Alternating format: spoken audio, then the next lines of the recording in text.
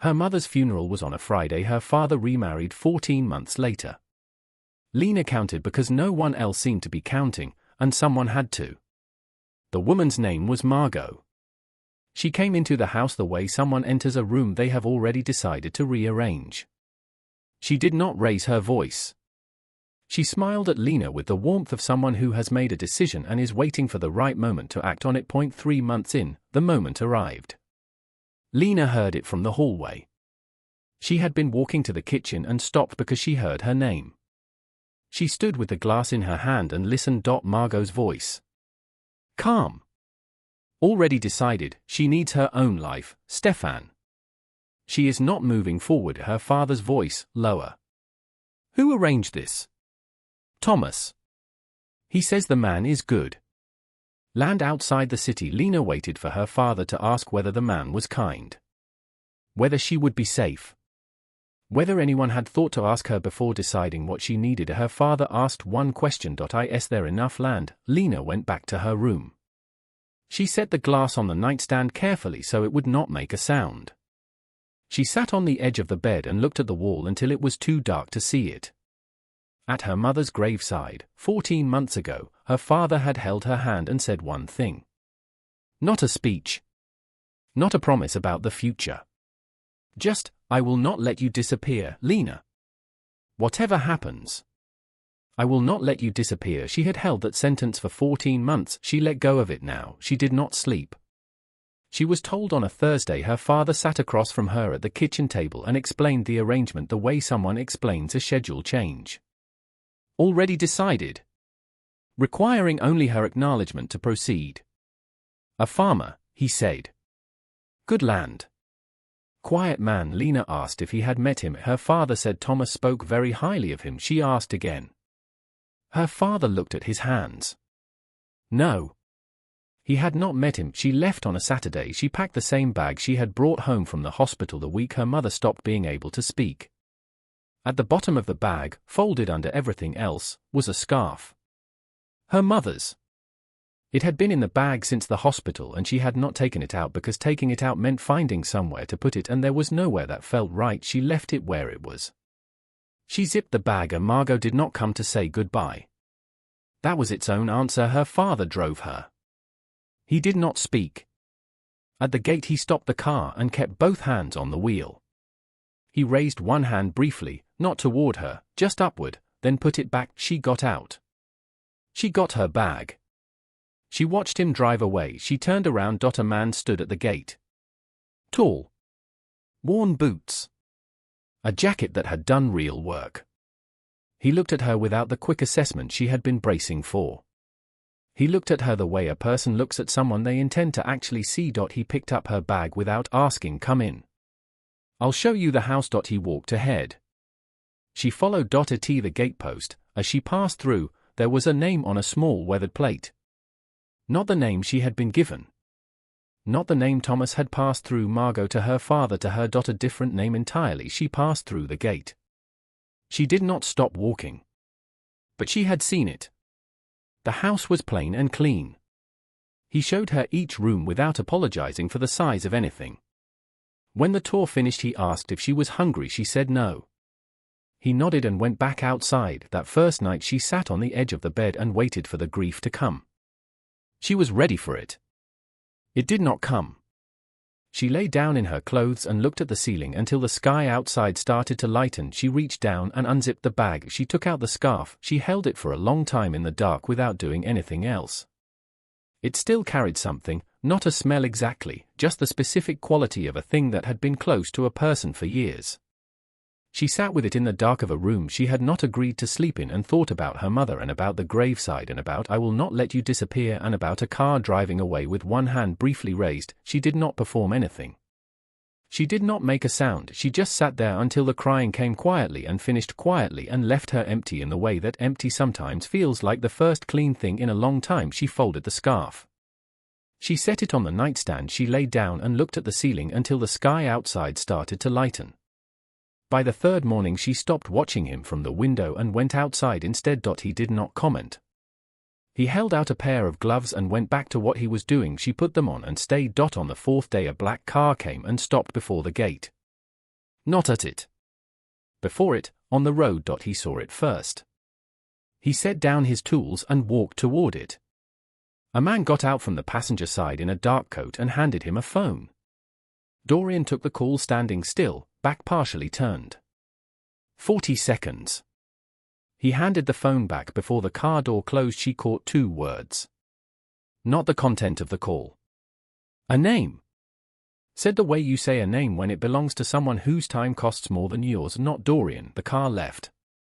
He walked back and picked up his tools and continued. When she came inside 20 minutes later, there was food on the table. He had been in the field. She ate and said nothing about the car. He said nothing either. That night she heard him in the room at the end of the hall. Not on the phone. Typing. Fast, continuous, the sound of someone who knew exactly what they were doing and was doing a great deal of it. She stood in the hallway outside that door for a moment. Then went to arrived in that black car and had no explanation for being in a kitchen drawer. She took the spoon. She put the drawer back exactly as she found it. That afternoon she went back to the kitchen and opened the drawer. The phone was gone. She stood with her hand still on the drawer and looked at the empty space. He had known she found it. He had removed it without mentioning it. She closed the drawer. She started paying attention differently after that. Her family came on a Sunday. 3 weeks in, Margot had called the day before to say they were coming. Not to ask. In the morning Dorian came in from outside, poured water, looked at her once. Someone's coming today. She asked how he knew. You've been watching the road. He went back outside. She stood in the kitchen with no answer for that, because he was right, and because he had noticed her watching while she was watching for them, and she did not know yet what to do with a man who paid that quality of attention. They arrived at noon. Her father shook Dorian's hand. Margot went through the house, not quickly, at the pace of someone doing arithmetic. In the sitting room she lifted a framed photograph from the shelf. 2 men and Dorian standing in front of a tall glass building. She held it 3 seconds longer than she held anything else. She set it back. What a lovely space. Her father walked the land with Dorian. Margot found her way to the kitchen. She stood near the counter and accepted the tea Lena made. She looked at Lena with an expression assembled to resemble concern. Are you managing? Yes. It's very quiet out here. Margot looked around the kitchen once. But quiet can be good. A pause, and then, set down as casually as the teacup, your mother would have wanted you settled, Lena. She worried about you. Toward the end Lena looked at her. She thought about her mother in a hospital bed. About the specific things her mother had said toward the end and the specific things she had not said. About weeks of sitting beside that bed and learning the difference between what a person says and what they are actually afraid of. Her mother had not been afraid of Lena being unsettled. Her mother had been afraid of exactly this. I know what my mother wanted, Lena said. Margot's expression did not change. Of course, she said. Of course you do. She sipped her tea. He seems capable. The word landed and sat there, committing to nothing. Your father feels good about this. Lena looked at her father. Who had signed the paperwork without meeting the man? Who had asked about the acreage? I'm glad, Lena said. Margot watched her say it and knew exactly what it cost. She sipped her tea. When it was time to leave, her father held Lena by the shoulders. I hope you will be happy here. The most he had offered her in years, delivered now because he was leaving and the distance would make it safe. She nodded. He walked to the car. Dorian stood at the gate and watched them go. Nothing on his face. When the cars disappeared he turned and walked back toward the field. She went inside. He came in while she was standing at the counter. He filled 2 glasses of water. Set one in front of her. You don't have to pretend this is what you wanted. She looked at him. But I'm going to ask you to stay long enough to see what it actually is. He rinsed his glass. Walked to the door at the end of the hall. It opened. It closed. She stood with her water and the quiet he left behind. Then she thought about the photograph. The way Margot had held it. The controlled expression when she set it down, the face of someone who had recognized something and decided not to show it. Lena walked to the sitting room and picked it up. 2 men in the kind of clothes that meant large decisions. A glass building behind them. And Dorian between them in a jacket she had never seen, not the worn one, a jacket that belonged in that building and nowhere else. Same face. Same stillness. Different everything else. She put the photograph back. She went to bed. She did not sleep. For days later, a man in a dark suit arrived at the gate and asked for Dorian by the name on the gatepost. Lena was close enough to hear the man started a second sentence, something that began with the board has. Dorian looked at him. One look. The man stopped mid-sentence, not because Dorian raised his voice. Because the look carried authority so completely there was nothing left to argue with. The man nodded. He handed over a document. He left. A man who stops a sentence with a look like that, on a farm, in worn boots, with dirt on his hands, is not a farmer. She did not know yet what he was. But the board was waiting on a decision. And whatever that decision was, it was his to make. Her stepsister called that evening. I probably shouldn't be calling. Celine's voice was low. Mother has been asking people about him. Specifically. Since we visited. After the call, Lena stood outside and looked at the field. Margot had picked up that photograph 3 weeks ago, held it 3 seconds, gone home, and started making calls. Lena knew how Margot worked. She did not announce the direction. She arrived and you understood only when she was already there. She was already moving toward something. Ruth had been on the property longer than Dorian owned it. Lena understood this through accumulation, the way Ruth moved through the land, knowing which posts needed work, where things flooded. One morning, showing Lena how to read the soil before rain, Ruth said, he knew it by the second season. So he hasn't been here long. Ruth pressed her fingers into the earth. She did not answer. Which was its own answer. The letter arrived on a Wednesday. Heavier paper. No return address. The name on the front was not Dorian. The other name. She left it on the table. He came in an hour later, saw it, pocketed it without changing expression. Thank you, he said. Who sends you letters like that? Someone I do business with. What kind of business? He turned to look at her. Not evasive. The specific look of someone deciding what truth costs right now, the kind I haven't explained yet. Yes, he said. Yet. He went back outside. She stayed with that word. Yet was not a deflection. Yet was a promise with a timeline he had not disclosed. That night he worked in the room at the end of the hall. She stood in the hallway outside the closed door and heard him, fast, continuous, the sound of someone doing a great deal. At 11 he went outside. She went to the window. He stood in the field with the thin dark phone pressed to his ear, completely still, speaking in the voice she had heard through the wall. Professional. Precise. For minutes. Then he came inside. She looked at her own phone. 3 missed calls. Same number. A city code that did not belong anywhere near here. She called her father. He picked up on the second ring. Lena. The word was careful. Not surprised. Who is he, Dad? 3 seconds of silence. Where did you see it? Not what do you mean? Not see what, where did you see it? Which meant he knew. Which meant he had known since before he signed the paperwork and raised one hand through the windshield and drove away. She ended the call. 3 days later she found the article. Not by searching. Ruth had left her phone on the equipment shelf and walked back to the field. Lena picked it up to bring it out. The screen was on. A financial publication. A paragraph. His name appeared once, the name from the gatepost. Ashworth Crane's decision to divest from the Meridian portfolio surprised analysts given the scale of assets involved. The group operates across 4 continents. Ashworth Crane maintains a profile so low as to be nearly invisible, which sources suggest is entirely deliberate. 4 continents. Deliberately invisible. She set Ruth's phone back on the shelf exactly where she had found it. Ruth came back 10 minutes later and picked it up without looking at her. Neither of them said anything. That night at dinner she looked at him and said, "Why this?" He looked up, "Why the farm? Why this life?" My father walked into a room and changed the temperature before he said a word. By the time I was 12, nobody in our house was real. Everyone was performing. He looked at his glass. My father. The people around him. Eventually my mother. Eventually me. I decided that if I ever found something genuine I needed to know it was genuine before anything else entered the room. So this is the test. He met her eyes. It is. She believed him. Not completely.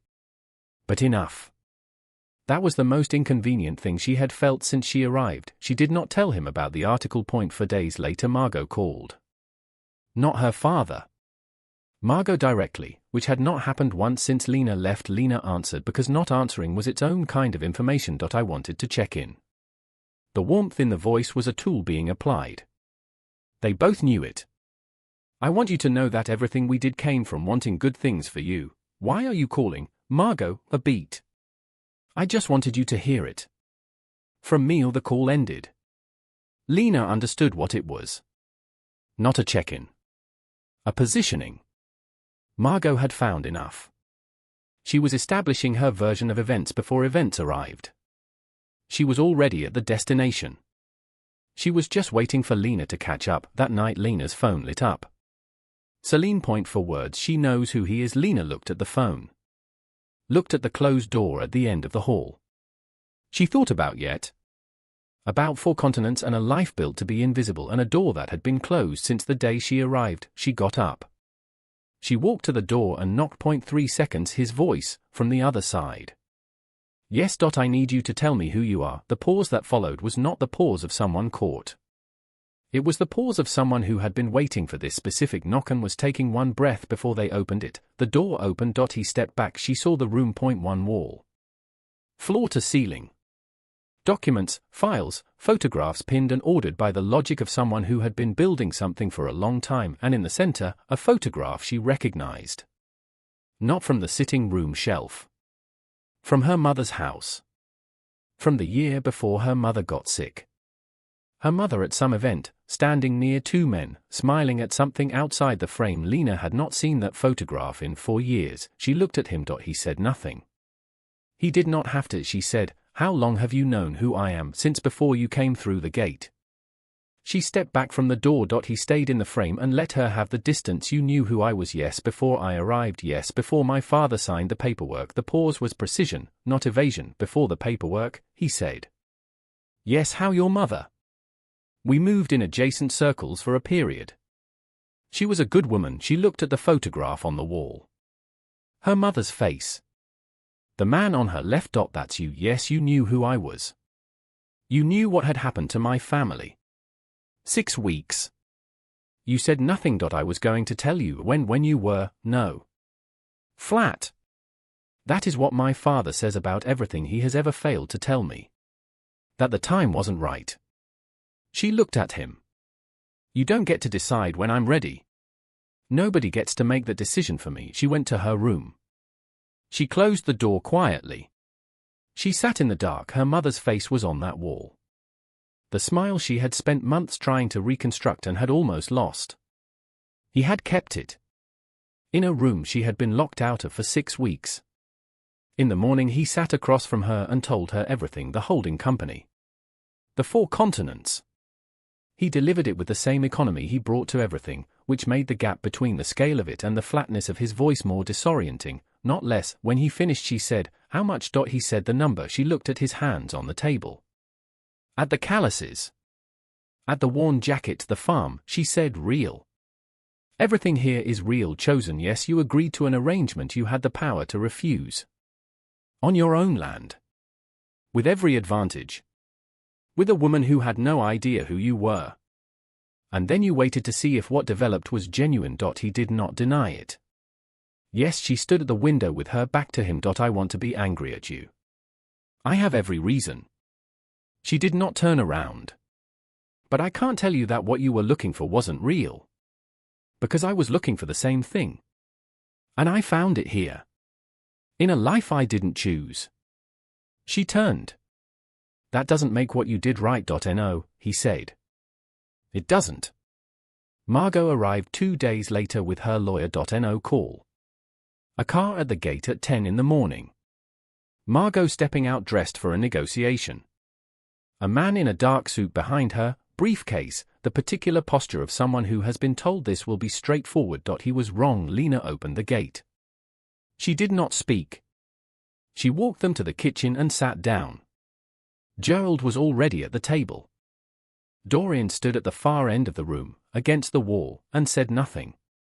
He would say nothing for the entirety of what followed. He did not need to. Margot's lawyer set his briefcase on the table. He opened it.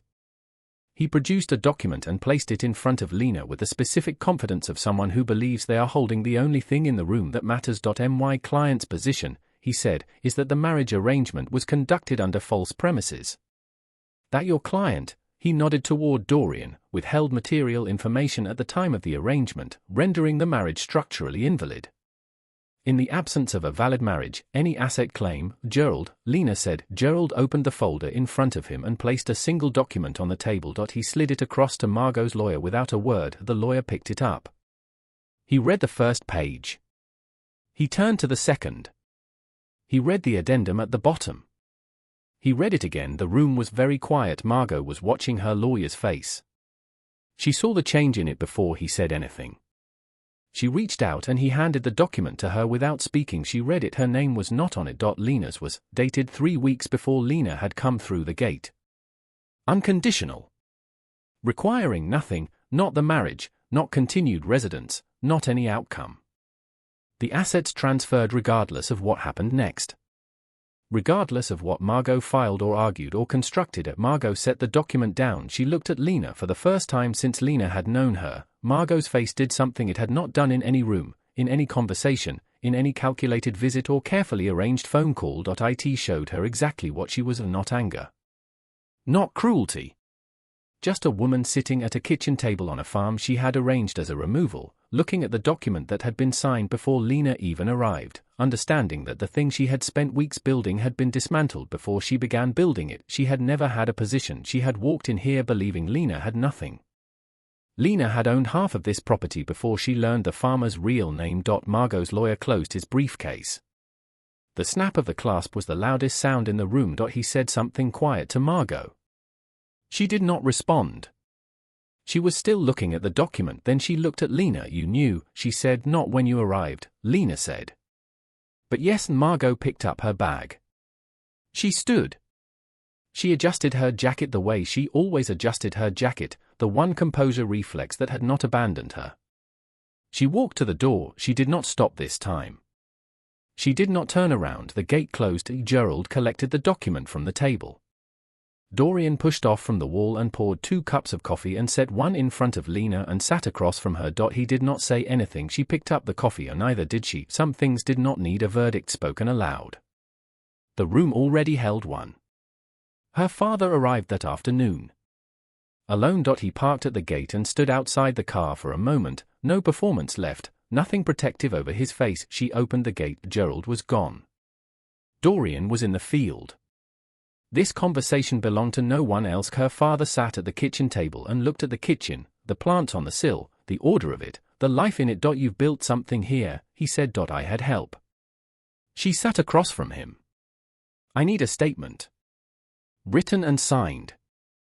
Confirming you had no knowledge of any deception. He looked at his hands. What happens to Margot? That's your question to answer. Not mine. He looked up. She stole my mother's estate before the funeral flowers were gone, Lena said. And when she thought I might ask where it went, she moved me 3 hours away and called it concern. She is your wife. She did those things. You're going to have to hold both of those facts. I can't do that for you. He was quiet for a long time. Then he said, I didn't lose you when you left. She looked at him. I lost you the day I stopped protecting you. His voice did not break. It went very flat, the way voices go when a person has been carrying something long enough that saying it out loud does not release it, it just makes it real in a new way. That was before Margot. That was before any of this. I stopped asking how you were. I stopped showing up for the things that mattered. And then when she came along, it was easy for her because I had already done the work of making you invisible. He held her gaze. That is mine. Not hers. Mine. The kitchen was very quiet. She had waited a long time for her father to name the right thing. She had stopped waiting years ago. She had packed the waiting away in the same bag as the scarf. She did not cry. She did not reach for him. She sat with what he had said and let it be what it was, too late, true, and the most honest thing he had ever given her. I know, she said. He reached into his jacket and took out a pen. She got the document from the drawer and set it in front of him. He picked it up. He read every line. At the pace of someone who was not going to sign anything else in his life without understanding what it said. He signed it. She took it back. He stood. Is there anything I can do? Going forward. Be someone she could have told things to, she said. That's what she needed. Work on being that. Not for me. For yourself. He nodded. He moved to the door and stopped. The man here. Is he good to you? She thought about gloves handed over without comment. A cup of coffee in its usual place. Yet said like a timeline. Yes, she said. He is. He left. She listened to the gate close. She stood in the kitchen alone and thought about a graveside and a sentence and a hand briefly raised through a windshield and a man who had finally, in a kitchen on a farm 3 hours from everything he had failed to protect, said the right thing too late. True. Hers to do with what she wanted. She took the signed statement to Gerald. Gerald filed the response that afternoon. She was in the field when the confirmation came through. She pressed 2 fingers into the soil. Damp. Dense. Cold at the center. Rain coming. Dorian came and stood beside her. My mother was fighting something, she said. Before she got sick. A legal challenge she didn't finish. She looked at him. You knew? Yes, the bequest in her will is an instruction to continue it. He paused. She didn't just leave assets. She left a direction, and Margot took the estate before anyone read the will carefully enough to find it. Yes, you could have finished it yourself. From a distance. It wasn't mine to finish. She looked at him. It was yours, he said. She left it to you. I could have resolved it and you never would have known it existed. That wasn't the right thing. Then I'll finish it. The financial publication ran the story 4 days later, not planted. Margot's filing had become public record when she submitted it. A legal reporter found it. The piece named the parties, the company, the assets across 4 continents, the profile deliberately invisible for 15 years. Dorian Ashworth Crane. Both parts. In print followed 2 paragraphs down by the collapse of the filing. Documented. Public. Complete. Lena read it at the kitchen table. She put the phone down. She went to the sitting room and picked up the photograph from the shelf, the one Margot had held 3 seconds too long. She looked at the building behind the 3 figures. She looked at the jacket Dorian was wearing.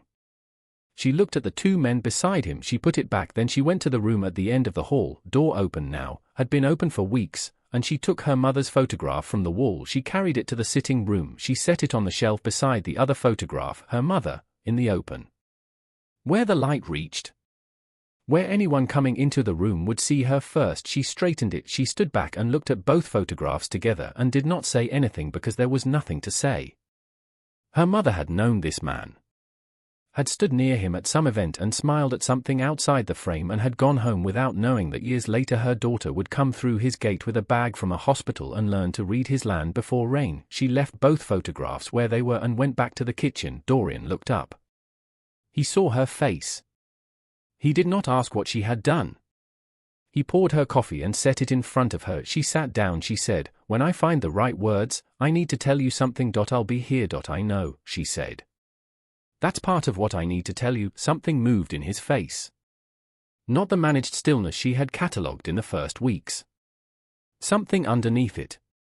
He looked away briefly, toward the window, toward the field, and when he looked back his expression had not fully returned to what it usually was. "I didn't expect," he started. He stopped. She waited. "I built this life to find out what was real," he said. "I didn't expect that finding out would matter this much." He picked up his coffee. He looked at the table. She looked at him, this man who had gone back to the fence posts, who had kept a photograph, who had put her name on a document before she knew his, who had spent 15 years building a wall around himself and had just shown her, in 5 words, the one place where the wall had a door. She did not say anything. She did not need to.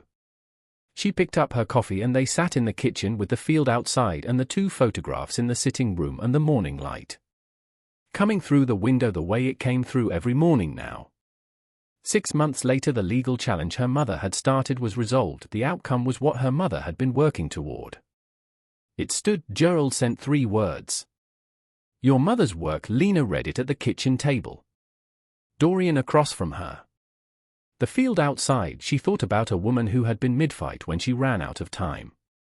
Who had trusted the direction to the will and the will to the right person. She typed 2 words back to Gerald. Keep going, because 83% was not 100%, because her mother had not stopped at 83%. Dorian looked up. Good news, yes. He poured her more coffee. He sat back down and picked up what he had been reading. She looked at him. The worn jacket. The hands. The man who went back to the fence posts. She thought about the Thursday her father told her. The Saturday she left. The gate. She came through with everything she owned in a bag she associated with loss. She thought about what had been on the other side of that gate, waiting, without announcing itself. She had come here to disappear. That was what they had all arranged. Quietly, efficiently, with the specific confidence of people who understood that you could move a person out of a life without their noticing until they were already gone. What they had not understood, what none of them had accounted for, was that you cannot control what a person builds inside the life you send them to. Lena had built something. It was real. It was hers. It had been hers, unconditionally, before she knew enough to ask for it. She picked up her coffee. Outside the field held the morning light the way it always did. She knew it now, the parts that flooded, the posts that held, the soil that told the truth about what was coming before the sky did. She had learned it in a life built to discard her, and in the sitting room, in the light that reached the shelf where both photographs now stood, her mother was finally in the open. No longer hidden. No longer arranged out of the frame, just there, present, visible, exactly where she had always deserved to be. The same place Lena now stood.